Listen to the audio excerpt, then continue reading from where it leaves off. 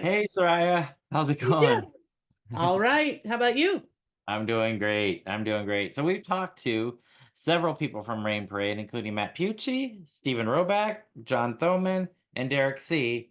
And earlier drummer Eddie Kawa, which was really fun. But we have not talked to the most recent current drummer with the Rain Parade. So I think it's time. I think it's time to bring Stephan Junca onto our podcast and have a little chat with him. We were really fortunate to see the last two shows that Rain Parade did with the Third Mind down here in Southern California. And Stefan, blew us away as always.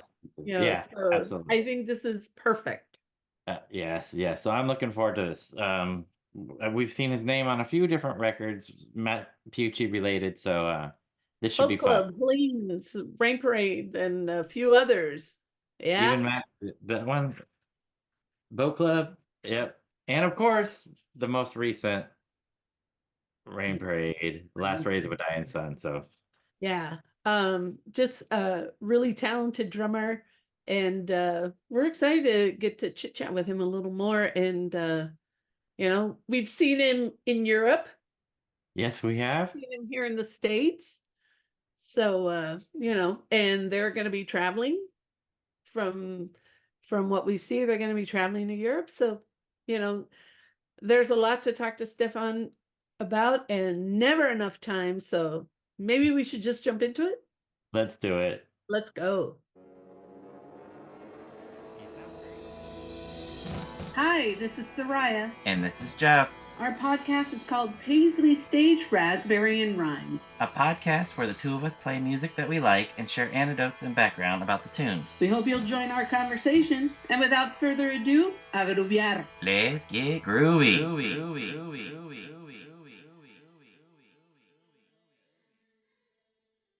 All right, Jeff. So our fans have a true treat today because we are joined by the one, the only Stefan Junca, Yes. drummer of Rain Parade and many, many other projects. Yes. So welcome, Stefan, and thank you so much for joining us today. We've got lots of questions, and I know our listeners are super curious too. So welcome. Thank you. Thank you for having me.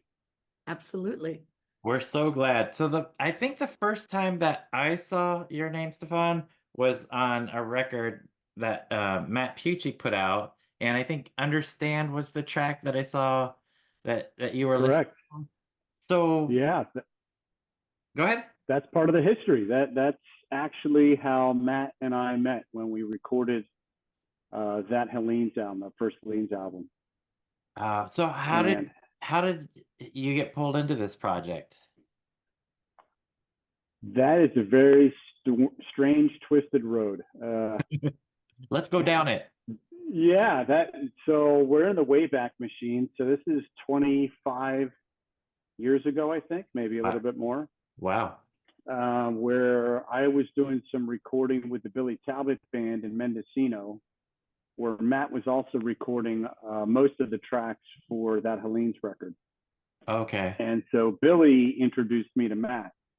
We met via the sessions that we were doing for the first Billy Talbot Band album. Okay. And then I got pulled into that project, and I did that one song. It was nearing completion, so that was one of the final songs to finish, and I got pulled into it. So Billy was part of Crazy Horse, is that right? Yeah, and still is. And in fact, I believe we're supposed to hit the road this year. Oh, wow. Yeah. And Billy is now 80, so Wow. they're still going at it. Wow. So how many members from the Crazy Horse band are still together? All of them except Pancho. Pancho essentially retired, and Nils Lofgren took his place. Wow.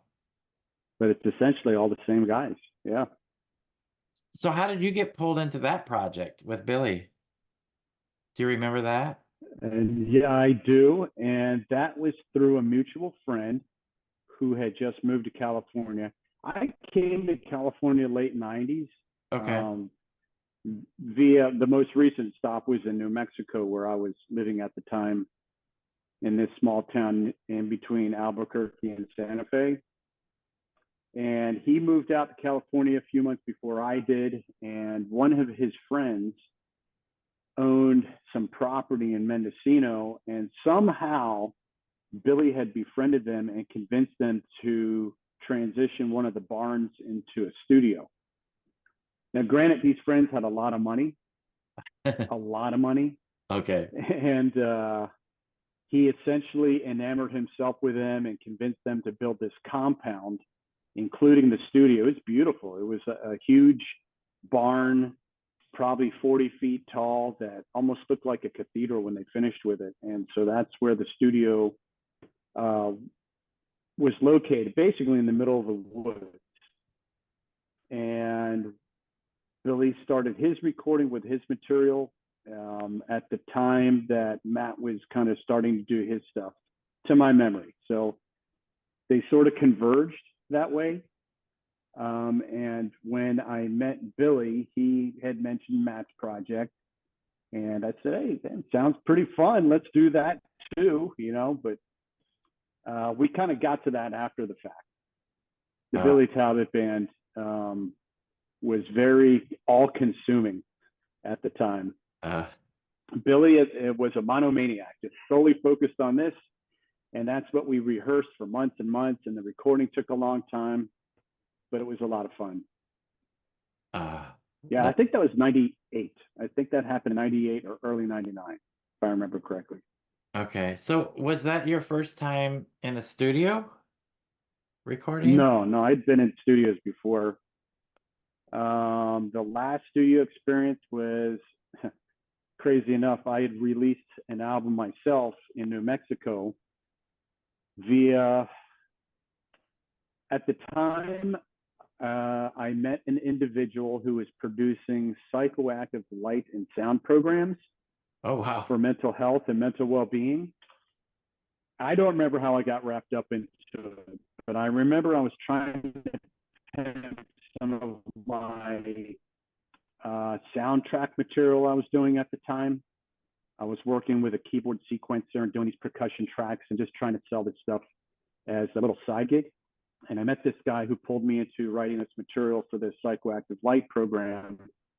And you would wear these goggles, and it would flash these pulses of different colored lights at different frequencies while the music was playing to put you in these various states of being.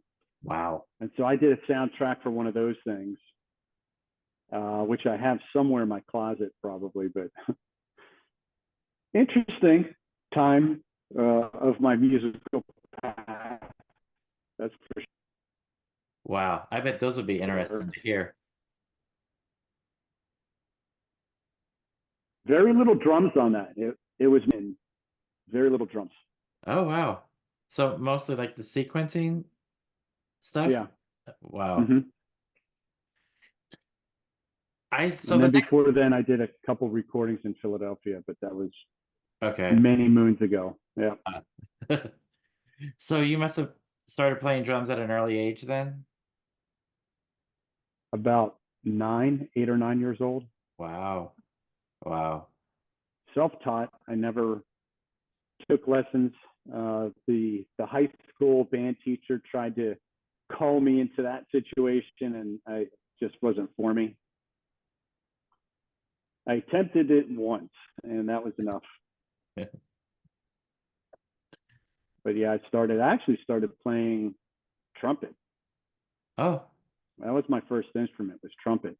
And then I did that for several years, and then I finally migrated over to the drums. And it looks to me when I watch you play that you really enjoy playing drums, because it looks like you're having a good time when you're banging on those skins for sure. The only point of playing drums is to have fun, or any instrument for that matter. Good point. I mean, sure, there's the fun of interacting with your band members and the audience and those that are running the venue. But if I'm not having fun myself doing it, there's no drive behind it. Makes sense to me. What do you think, Soraya? I think that's good motivation. Absolutely. And I think it's so interesting that you made that point, because we were very, very curious. I mean, Jeff and I pay a lot of attention to what different people are doing on stage, you included, and especially we were fortunate to see the last two shows where Rain Parade opened for Third Mind, and we were paying a lot of attention, and we were curious. You do look like you're having fun, and we were wondering what your favorite Rain Parade song is to play on stage, because we see that you just kind of get into it. So we're wondering. Wow. My new favorite is probably Last Raise. It depends what era, because I mean, if you asked me this question a couple of years ago, it would have been a different answer than a couple of years previous to that. At one point, I really loved playing Broken Horse.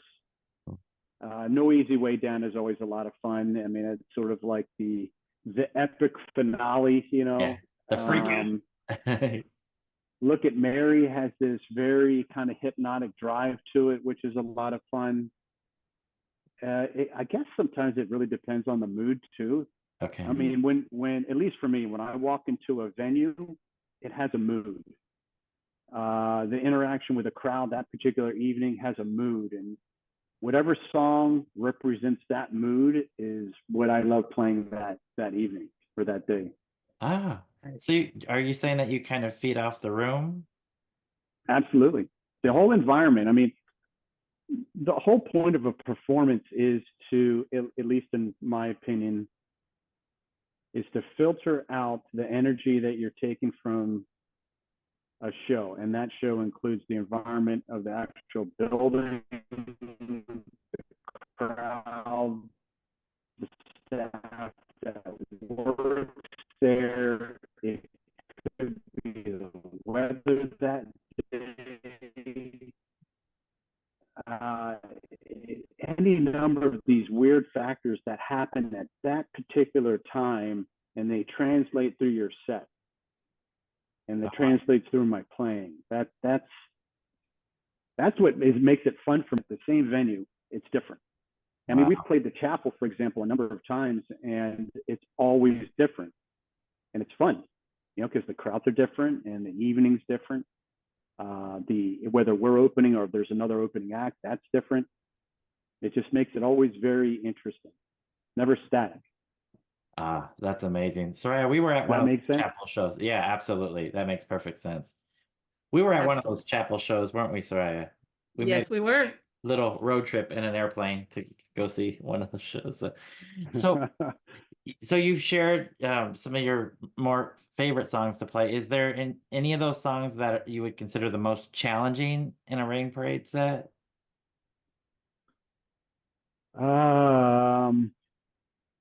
You know what's interesting? And I still have to learn this a lot in playing with Matt and Stephen and even John to a point, is that in the drummer's world, there's the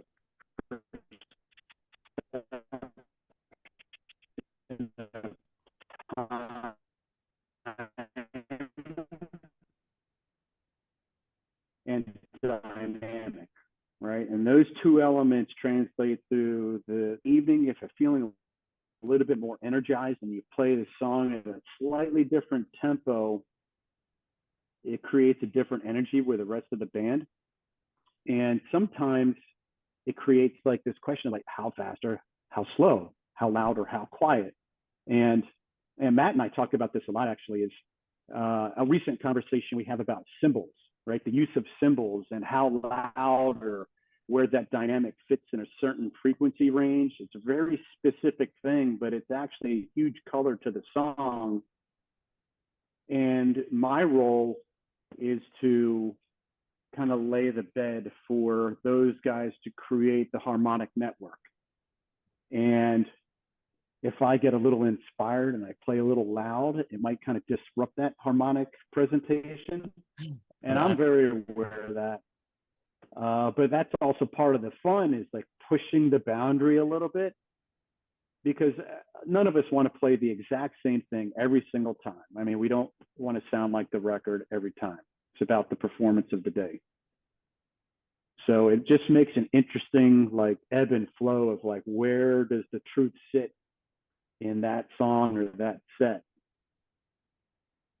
Very interesting. And we talk about the use of some of the pedals that the guys are using, the bass frequency that could be a little high on the treble end, and all of a sudden it creates this different kind of environment where I would usually fill in something. And a huge conversation actually, and a lot of preparation for the shows we just did, was our vocal presentation and where that should really fit amongst all of it. I think in years previous, we focused our vocals a little bit differently. And so we've taken a different approach to that. And I don't know if you guys really heard any of that, but at least for us, we're definitely hearing that. And where that, like say, where the harmonies are fitting with Matt and Stephen, where they fit with my use of cymbals, for example, or where guitar riff is coming in, how a song is like starting to build that energy. All those things are starting to kind of morph into a different presentation. Yeah, that makes sense to me. I think Derek C posted something about using smaller amps, and that was allowing the vocal interaction to be Yes. more easily heard. So when he had posted that prior to us going to the two shows that we seen, Soraya, I was trying to pay a little bit more attention to that to see if that had any impact on the vocals. And it seemed like there was more vocal interplay than I've seen with the band before. I think Derek was singing a little bit more than I've seen him. Yes. So yeah, that makes sense. But I never thought of it in terms of the impact that the drums, specifically the cymbals, would have on that. So that's a very interesting topic that you're bringing up, and something that I didn't. Yeah, it's I've had to take my approach a little bit differently with this band than I would other bands, because there's a very sensitive element to the songs, and kind of how we began this discussion on the tempo piece of it, right? My perception of where the tempo should sit is not where those guys were experiencing that tempo years ago. And so there's a memory of what that should be that translates to what the band is now. And it's interesting to see it kind of evolve and turn into something different. Not anything's right or wrong, just what is that comfortable space that we all belong in now? I'm glad that you brought that up, because that was a question that I had. We also saw your name pop up on the boat club project, and then again, I Love You All the Animals, and then of course most recently on last Rays of a Dying Sun. But I wanted to ask you, with this in particular, and working on these new songs rather than playing some of these older songs that where the drum parts were, there was a drum part already written. So what is the process for you as far as coming up with your drum parts? Do you get any guidance when, say, Matt or Steven comes in with a song? Or do they say, I want this kind of beat, or I want this kind of fill, or do they just say, here's my song, what do you have for it? How does A little bit of both. Oh, yeah, it's a little bit of both. Sometimes there'll be a strong sense of what a particular pattern should be, and I'm totally cool with all of that. I try to come in as a blank slate and just hear what it is. So, for example, right now we're working on a bunch of new material, and in fact, hope to get it to the studio here in the next few weeks. nice. We have a couple songs that are very close to being ready, and the way that those first started, like last Rays, was, all right, we have these basic ideas. There's a basic rhythm behind it. It may or may not be right, but let's give it a shot. And that's kind of how we get started with it. And some of those things are absolutely a blank slate, where I just come in with my own idea, which may or may not be right. And we just started going in that direction. And it kind of works itself out. I mean, Stephen and I will kind of get into a thing where we have a pattern that works. We have a dynamic that works. And then Matt starts to get pulled into it. It just sort of evolves naturally. And a few times we have to very intentionally structure it. Sometimes that happens. Okay, okay, that makes sense. I think Matt has told us on a couple occasions, right, Soraya, how that they're perfectionists. So it's not. So I don't know if you experience that when you're working with them, but Matt told us like we're not the kind of band that's gonna throw out an album every 6 months, but we're very intentional. Do you see that when you work with them? Yes. Uh, to the point where we sometimes overthink it, where we come up with, okay, this is a finished arrangement. We're done. We feel good about it. And then we sit on it, we chew on it for a little while. We can do better. And then we can do better. And then it kind of makes a full circle. And sometimes we go right back to where we started. You know what? That was best. We should have just stuck with that. But it's part of the process. But yes, it is sometimes very structured. I'm not saying anybody is like a control freak about it. Like thou must play this. Oh, Generally not. It's pretty loose. But if somebody is feeling very strong about a particular part or trying to translate that to another instrument, I think we're all very good at listening and giving it a shot and trying to be not so subjective, just being open. Let the process play out and let's see what happens. And sometimes we're all wrong and we just say, you know what, this is definitely not going down the right path. Let's just try. It's all fun though. It's all part of the process. It's not an either a good or a bad thing to like struggle through some of the songwriting challenges. And some of them are very difficult. We get into heated discussions on where the placement of certain instruments should be, if they even should be. And then we kind of just let it sit for a while and we'll go revisit it later and come back with fresh ears. ah, that sounds like an interesting process. And I guess, Last Raise was probably one of those songs that I think came very naturally, oh, wow. if I think about it. Yeah. So I've got to ask the question, this new material, which Jeff and I are very curious about, have you seen that process now be, as organic and as, I don't want to use the word simple, but or as kind of just easing into that process now with this new material? Have you seen it be reflective of like it was with Yeah. Last Raise? Yes. We're definitely on that same wavelength. It's kind of an extension. In fact, we're trying to take some of these things were actually created, or the basic structure of the song, or maybe a couple riffs were born out of that same era that we were working on the other material, and we just hadn't had a chance to get to it.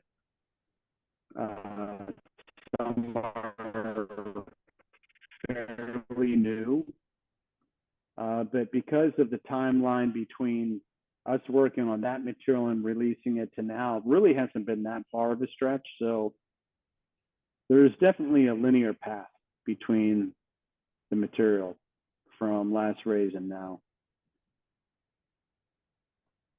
At least I feel there is. Ah, awesome. So one of the things that might be an exception would be like Got the Fear is an old song. That song has a timeline many years, decades previous to Last Raise coming out, and we recreated that in a way that fit with the album. We don't have that same gap in time between Last Raise and what we're working on now. Oh, fair enough. Yeah, that makes sense. Yeah. Yeah, we remember hearing that track on the Demolition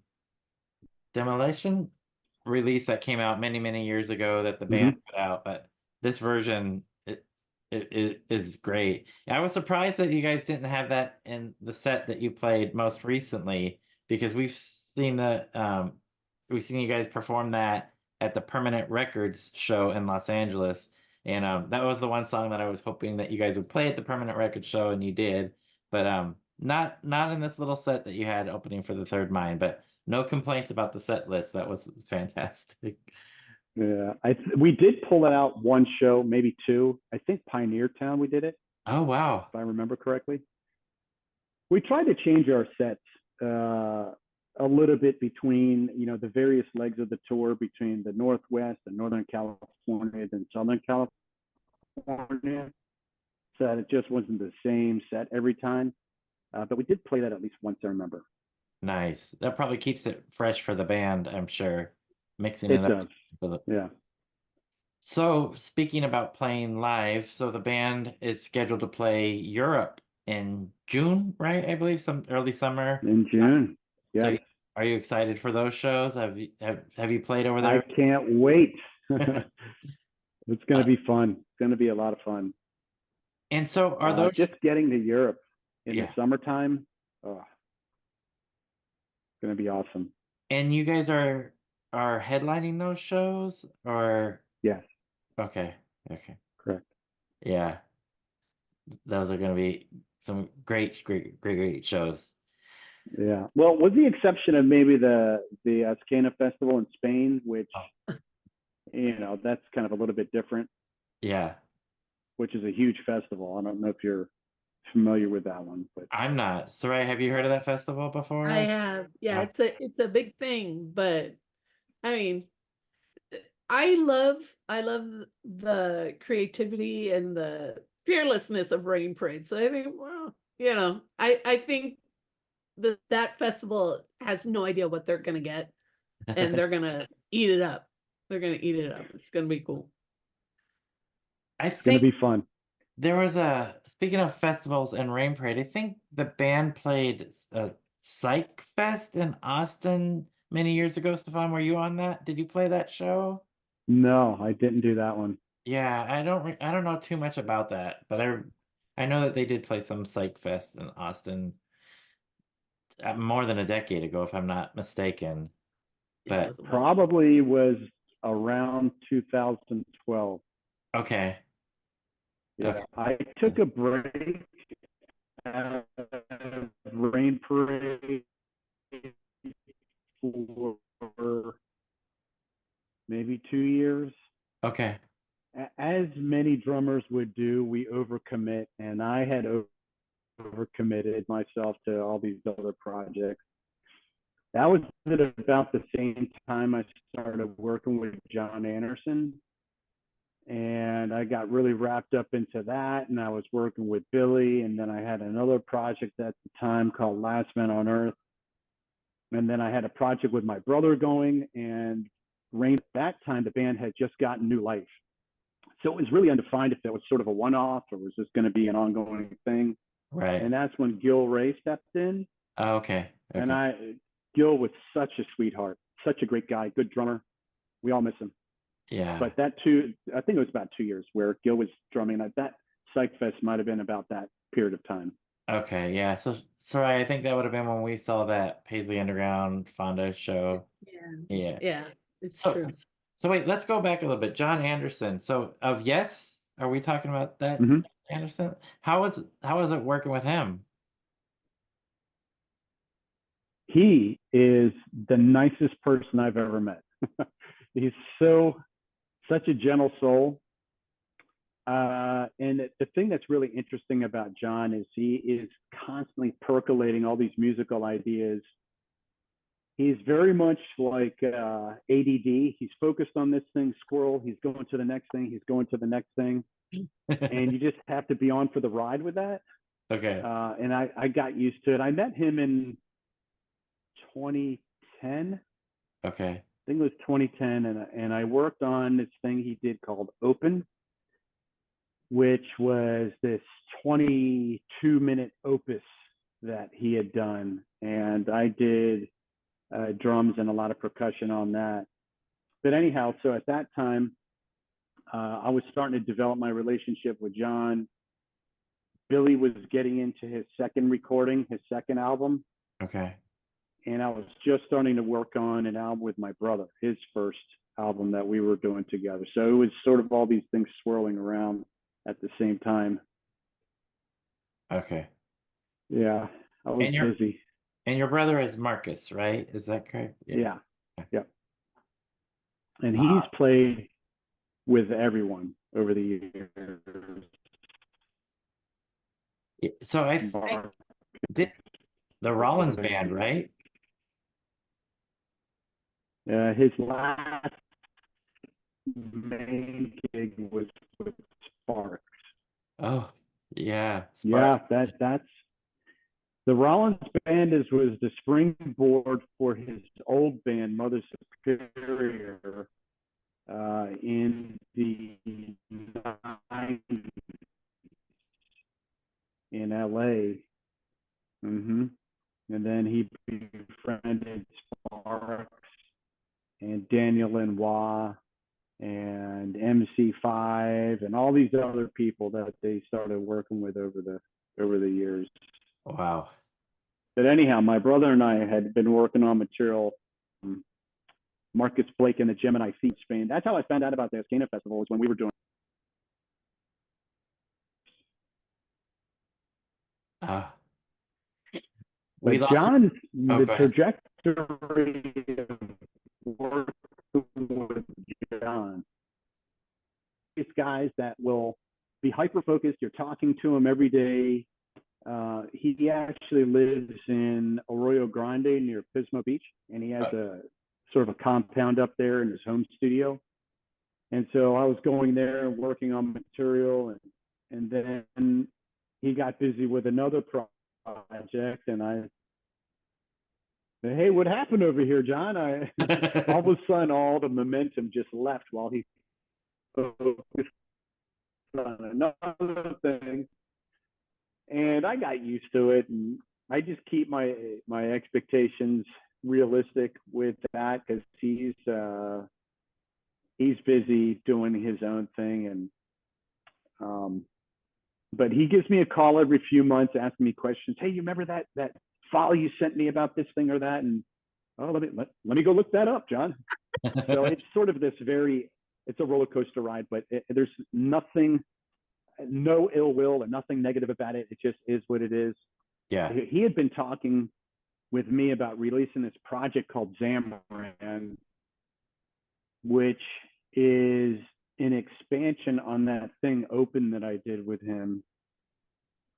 And the way he described it to me is Zamran was supposed to be this interchangeable musical presentation that had a video element to it. So an interactive video. And he was working with somebody that he met that was going to program options in how the arrangement would be presented with this video. Huh. So it was never the same thing. And so some of the material I was doing was the background for that. It sounded like he was trying to create pathways through a basic stem of the music arrangement that could go in different paths. Wow. So the piece of the Zamran I was working on was one of those stems. It was one of those directions in music that was really based in West African and North African and Arabic music, which I play all those percussion instruments, but I was doing like drum kit behind it. Wow. So I'll send you guys some of that material. It's pretty interesting. This is just so creative. I love hearing about all these different, not just influences, but these different creative outputs that you have. It's really impressive. And I have one question that I do want to ask, because I was very curious about it. So your bio on Discogs lists a band called a Zigza. And I wanted to ask about a Zigza. Mm-hmm. Could you describe what Zigza was? Yeah. Ish? Zigza was, if you took Yes and Mahavishnu Orchestra interjected like an element of Led Zeppelin in the middle of it a little bit. That's kind of what a Zigza was. It was based on like a world fusion presentation with like kind of these hard acid jazz undertones. People ask me all the time, what was a Zigza? And actually how I met John Anderson. A mutual friend of ours gave John the Zigza albums that I had done, and he loved it so much he wanted to do something in that direction. That And that was in it. That band was crazy. What Matt calls the Hobbits and Fairies era of my history. Hilarious. Brilliant. Yeah. Prance in the Wood. Sounds like Matt. Oh my Yeah. gosh. But look at all these different, Yeah. literally all these pathways and creative outputs. It's amazing to see your hand in so many different things. And it seems like there is much, much more ready to come out. There is. I probably have projects that I've been working on with various people, probably 10 of them in the pipeline at some form of development. Some of them, John's stuff is like the most ready. Wow. We got to the point of right before mastering when he wanted to take a break and think about some of the arrangements, and some of the other things are more on the front end. The stuff with my brother, we have another album that's basically done, ready for mastering. But the Zigza stuff sort of morphed into at least a couple of the guys, three of the members, including myself, started working with John. But I was like the main conduit between that band and John's material. Sorry, we're gonna have to dig into that a little bit more, I think. And I feel like we're just gonna barely hit, scrape the surface, and there's gonna be more like branches of Stephan Junca in other way far-reaching projects. Amazing. More stems. Well, we only got like a couple minutes left, so Stephan, we really appreciate you coming on and talking about all these projects that we're aware of and many that we're not aware of. So thank you for coming on, and thank you for being so kind with your time. We really appreciate it, and we're looking forward to hearing some more of these projects and even digging back Thank you. that we haven't been aware of. So we appreciate it. Thank you both. It's a lot of fun. I appreciate this. And we hope to run into you again sometime soon at some show. Yeah, make it out to Europe. Come on out. It's not something that we haven't considered. So Dorse, we'll be back in the UK for sure. We got a few shows in the UK before we hit Spain. That might be fairly accessible. Just a feather in your cap. Yeah. We might have to do this, Soraya. You never know where we'll show up next. So Stephan, be careful what you invite us to. Yeah. But oh my gosh, these are amazing projects, and we're ready for all of it. So anything you want to send us our way, we will take it gladly, because Jeff, I think we need to dig into Stephan's albums and projects, and I mean, all this stuff sounds all over the place. I love it. This is the stuff we love. But Absolutely. And more than anything, thank you so much for the great times and the great music with Rain Parade and all these other 10 projects that are in the pipeline. Jeff, we got a lot of listening. Thank you, Stephan, for everything. Thank you so much. We appreciate it. Thank you. I really appreciate your time. All right. Hope to see you soon. All right. See you guys later. Bye-bye. All right. So Woo! Jeff, you know what today's lesson is? What's that? Ever underestimate the drummer. Wow, did Stephan Junca be more involved in more things? That's crazy. I did not realize it, to be honest. I mean, yikes, man. That's awesome. Yeah, even some of that early stuff when he was talking about like it sounded so mental. And like multimedia projects, even like early on, and then even with what John Anderson was bringing, kind of bookending that, like multimedia soundtracking with things that affect the way that you feel. I mean, music does that in and of itself, but with these multimedia projects. I mean, I think, you know, it's a completely different function of music, of creating, you know, new neural pathways, of creating new ways to relate with music and have it be kind of a, you know, open a pathway of sorts. But what I'm fascinated with is the breadth of his creative output. I mean, it's multimedia stuff, it's interactive stuff, you know, Billy Talbot, it's Rain Parade, it's John Anderson, you know, Yeah. it's, and you know, the project with his brother, this Azigza project has me super curious. Yeah. And Yeah. that's why I wanted to ask about it. I mean, and I think, you know, how long have we wanted to have Stephan? Stephan's been on our list of people that we wanted to have on Yeah. 3 years, I think for a good while. Yeah. And I'm, you know, I'm so glad that we had him on. I think we got to have him and his brother back on because wow, that's crazy, man. Yeah. But like, I just think this is, it's one of the things I think I appreciate so much about a lot of the music, about all the musicians that we've had on, is they're really creative. And not only that, they see their music doing much more than, you know, being the identical track that we've heard on the album. It's about exploring, it's about giving something new and something different. And, you know, like the whole discussion about having the vocals be much more present, and, you know, Derek Seaman using a different amp so that that can happen, and all the discussions around that. That's fascinating to me. And Yeah. you know me, I have a low musical IQ, but I was fascinated by that discussion. And to me, it's just so interesting, everything he had to say about the different artists he's worked with and the different intents and purposes of what he contributes. Yeah. So cool.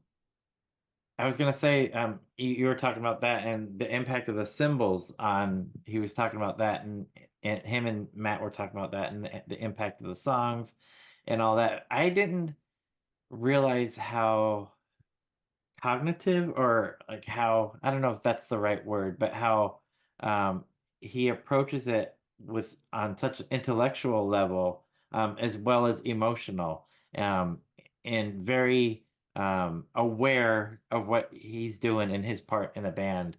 Um, you know, I don't want to make jokes about drummers, but you've probably seen the jokes about drummers. Stefan Junca does not fall into that typical drummer um, ideology that you usually hear. At least the jokes that are there for drummers. So it's Well, like, you know, like, think about it, Jeff. You know, when people talk about their favorite musicians, you know, people really, who are the people that get highlighted? The vocalists and the guitarists, you know, and yeah, then maybe, you know, maybe the bassist, but you know me, I love percussion. I was gonna bring Okay, that up. I've said it from the get-go. I love percussion. I love percussion instruments. I love the sound. I love the playing of it, everything. And that's why I said what I said. It's like, do not sleep on your drummers, folks, Yeah, because your drummers are this real resource, much more than I think sometimes they get the credit for. yeah, And you know, Jeff, especially after these last two shows here in Southern California, you and I and your wife Chris, we've had this discussion about one of the things that we really enjoy is seeing this creativity and this kind of dialogue that's happening on stage.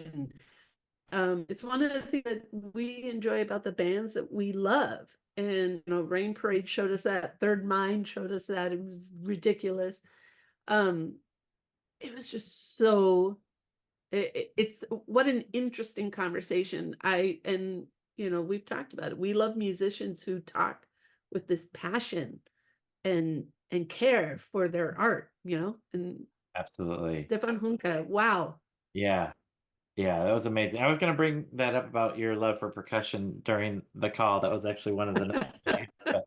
alas, we ran out of time. But I did want to say that despite the precipitation that we had here in California and affecting our Wi-Fi, Stefan's Wi-Fi, yours, mine, um, and a couple times it looks like the video was dragging a bit. I still got a good idea of what he was trying to get across, and yeah, this precipitation is definitely having an effect on on our Wi-Fi and on our networking here. But yeah, I'm glad that we were still able to um, have a good idea of what he was trying to convey, even with those struggles. And look at all the nuggets that he gave us, including new material from Rain Parade. Hmm. Hello, the album just came out and they're ready with more. I'm all in. More touring. This project with John Anderson is fascinating to me, Yeah, of creating an interactive experience that's never the same. yeah, yeah, Uh, that's wild. yeah. And I hope it comes to fruition. I'm a little nervous with the oh, there's a squirrel. Oh, the way that Stefan described John. But I hope this is something that we can be able to experience or listen to or um, actually be able to hear someday or see.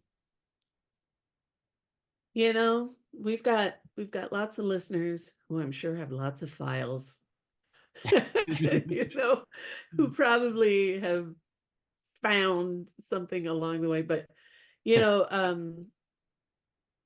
I just love hearing the activity, and that, you know, people are still wanting to put out, like, consistently push the creative limits. And that to me are the things that really keep us listening and keep us wanting to hear more. Is give us more of who you are now. You know, like, he made that point. He said, you know, it's not so much about playing the song as it used to be, but it's about who's this band now and how do we then interpret that song. Yeah, And Jeff, you and I have talked often about Crashing Dream. And Crashing Dream is an album that you and I have a very special place for in our heart. And we've talked to Matt Pucci and Stephen Roback about it before. And it's an album that it just didn't come out the way they wanted, or that they had thought it would. yeah, And just imagine, Jeff, okay, Crashing Dream gets revisited by the Rain Parade of now. Can you already hear those songs in yeah, a very different way? yeah. Oh yeah, Oh absolutely. yeah. Yeah, So I just it's an interesting point that, who's the band now and how do we then play that song and make it reflective yeah, of us now. And and this new material, the connection, he said, it's an extension of ways, or like one led to the other. hmm, Fascinating. Wow. Stefan Junca has a lot to say, and I felt like 40 minutes were 4 minutes. yeah. Exactly. Yeah, definitely. I mean, you're talking about like the band now, and Stefan was even talking about like night to night, the room, the crowd, the staff, right? And that all that interaction. I loved that. Just like every night is its own experience, right? You're getting, even if it's the same set list, you're getting something new and fresh just from that night, just because of the environment and everything that's going on, everything and everybody Yeah. there. So I loved that. And I think all our listeners can say the same thing. How many times have we all gone to multiple nights of an artist? Okay, fill in the blank with your favorite one. Yeah. And I doubt each one was exactly the same. No. They always try and give us a little something. The set list might be the same, but the way could Yeah. be very different. And we remarked that we saw back-to-back shows, Rain Parade, Third Mind, and both bands gave us different shows, Yeah. Same set. Friday and Saturday night. They gave Yep.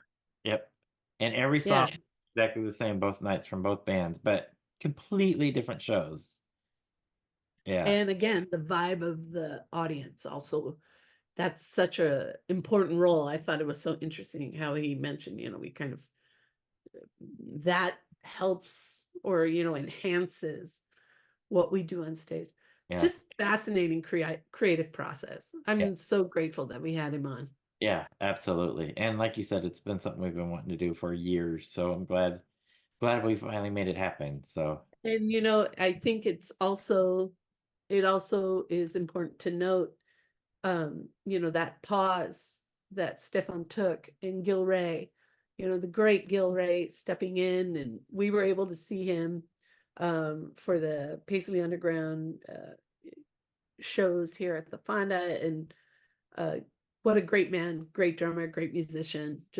And we've talked about him before with game theory. We've talked about him in so many other aspects, but also, doing such a great role with Rain Parade. So yeah, absolutely. thank you, right? Yeah. And thank you, Stephan Junca. Yeah. And thank you, Eddie Gala, too. Yeah, absolutely. Agreed. This was a lot of fun, Soraya. Oh my gosh. What a great day. Yeah. Indeed. I think, Jeff, this is where we ended. Mi gente, agrubiar. Brew on, Paisley people. Stay dry. Yes. Don't float away.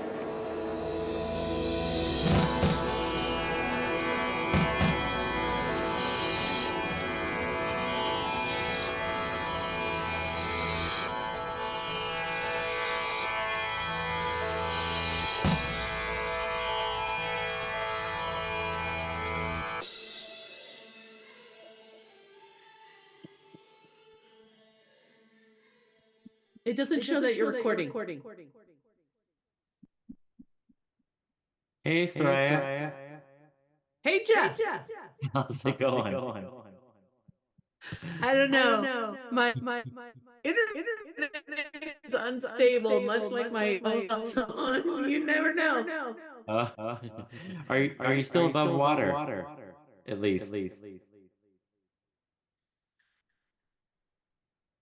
Oh, no. I was through building the ark, but we're good. It All was, right. we got tons of water, but we're good. Quick. All right. Well, we'll see how we go today with a guest that we've ran into this weekend.